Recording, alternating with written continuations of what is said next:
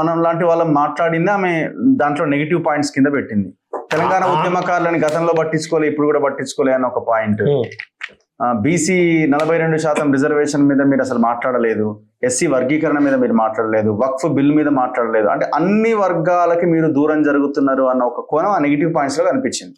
అయితే అది వాస్తవం కదా, అందుకని ప్రజలు కేసీఆర్ దూరం పెట్టారు. అయితే ఆమె నిన్న మాట్లాడాల్సింది ఏంటంటే దయ్యాలు దేవుడు అది ఫామ్ హౌస్ లో మాట్లాడుకోవాలి. ఎందుకంటే వాళ్ళకి చాలా రకాల పూజారులు తెలుసు. అఘోరీల దగ్గర నుంచి క్షుద్ర పూజల దగ్గర నుంచి బగాలి ముఖ బండి సంజయ్ అని అడిగితే చెప్తాడు వీళ్ళ పూజలు. అది వాళ్ళ ఫ్యామిలీకి సంబంధించిన విషయం. ఆమె మాట్లాడాల్సింది ఏంటంటే ఈ అమరవీరుల కుటుంబాలు 1200 మందికి డబ్బులు ఇవ్వాలి. మన టిఆర్ఎస్ పార్టీ అకౌంట్ లో 1500 కోట్లు ఉన్నాయి కదా, ఆ 1500 కోట్లు ఎప్పుడు ఇస్తావు డాడీ? నువ్వు 10 సంవత్సరాలు ముఖ్యమంత్రి ఉండి బీహార్ లో ఉన్నోడికి, ఉత్తరప్రదేశ్ లో ఉన్నోడికి, పంజాబ్ లో ఉన్నోడికి, భారతదేశం అంతా తిరిగి చార్టర్డ్ ఫ్లైట్లు వేసుకొని తెలంగాణ డబ్బులు పంచినావు కదా. కనీసం ఇప్పుడైనా మన పార్టీ అకౌంట్ లో ఉన్న డబ్బులు అమరవీరుల కుటుంబాలకి, విద్యార్థులకి, చనిపోయిన 369 మందికి ఇవ్వమని అడగాలి. అవసరమైతే ఈమె ఆమరణ దీక్ష చేయాలి. ఎందుకంటే అవి ప్రజల డబ్బులు కదా. మరి ఎస్సీ ఎస్టీ బీసీలకి మనం పదవులు ఇవ్వలే, నేను కూడా ఎమ్మెల్సీ పదవికి రిజైన్ చేస్తా, నా ఎమ్మెల్సీ పదవి కూడా ఒక బీసీకి ఇస్తా అని చెప్పాలి. ఈమె బీసీల కోసం బాగా కొట్లాడుతుంది కదా, జ్యోతిబా పూలే తర్వాత ఈమెనే పూలే. మరి మహిళల గురించి కొట్లాడింది కదా. అసలు ఈమె ఎంపీ సీట్ తీసుకునే ముందు టీఆర్ఎస్ పార్టీలో ఈమె కన్నా జైల్లోకి పోయిన మహిళలు ఉన్నారు కదా, అప్పుడే అనాలి కదా నాకు వద్దు డాడీ, ఆల్రెడీ అన్నకి ఇచ్చినావు మంత్రి పదవి అని ఇచ్చినావు. మరి అప్పుడు పదవులు ఉన్నప్పుడు పెదాలు మూసుకుంది కదా. అంటే వీళ్ళకి ఏంటంటే తెలంగాణ ప్రజల అమాయకత్వాన్ని, తెలంగాణ ప్రజల మంచితనాన్ని భౌగోళిక తెలంగాణ పేరుతో కేసీఆర్ దళిత ముఖ్యమంత్రి చేస్తా అని దొర ముఖ్యమంత్రి అయ్యిండు. ఆయన 10 ఏళ్ళు ఎంజాయ్ చేసిండు, ఆయన అయిపోయింది. ప్రపంచంలో ఏ ముఖ్యమంత్రి చేయనంత ఎంజాయ్ చేసిండు. ఇప్పుడు ఆయనది అయిపోయింది. ఇప్పుడు ఈమె ఒక దుకాణం స్టార్ట్ చేసింది, సామాజిక తెలంగాణ. సామాజిక తెలంగాణ గురించి మాట్లాడే అర్హత కవిత గారికి ఉందా? మీరే వెలమ ధరలు, ఫ్యూడల్ ధరలు, మీ ఇళ్లలో పనిచేసేటోళ్ళు బాంఛను కాలు మొక్కుతా అంటారు. ఎస్సీ ఎస్టీ బీసీలని వర్కింగ్ ప్రెసిడెంట్ గా పెట్టమన్నారు రేపు. సామాజిక తెలంగాణ అంటున్నారు, ఆమెనే కావాలంటుంది. మళ్ళీ అది కూడా అన్ని ఆమెకే కావాలి. ఎంపీ ఆమెకే కావాలి, ఎమ్మెల్సీ ఆమెకే కావాలి, జాగృతి ప్రెసిడెంట్ ఆమెకే కావాలా, అంతర్జాతీయ చంద్రమండలం దానికి ఆమె కావాలా. నేను ఒకసారి ఈ ఒలింపిక్ గేమ్స్ జరిగే దానిలో పారా ఒలింపిక్స్ అని ఈ ఇంకో ఒలింపిక్స్ ఉంటాయి, కల్చరల్ ఒలింపిక్స్, డెల్ఫిక్ గేమ్స్ అని నా ఫ్రెండ్ జర్మనీ నుంచి వస్తే పరిచయం చేసిన.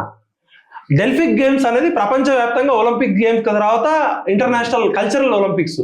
దానికి కూడా ఆమె ప్రెసిడెంట్ కావాలని పెట్టింది. మొత్తం అంతర్జాతీయ పదవులు ఒకటి, ఆమె ఆలోచన అంతా కూడా పైసలు. ప్రాబ్లం ఏంటంటే కవిత గారికి జ్యువెలరీ షాప్ ఓనర్ ఒక ఆయన ఎక్కడో కనబడ్డాడు.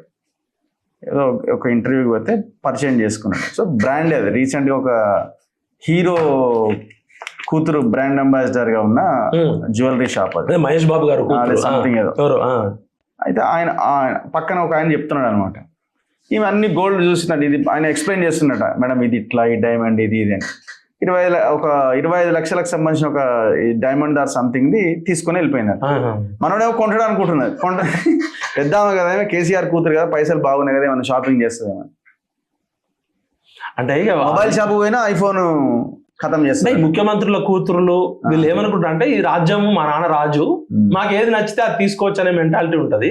ఇక నేను మాట్లాడితే బాగోదు, నాకు అట్లా చాలా అనుభవాలు ఉన్నాయి.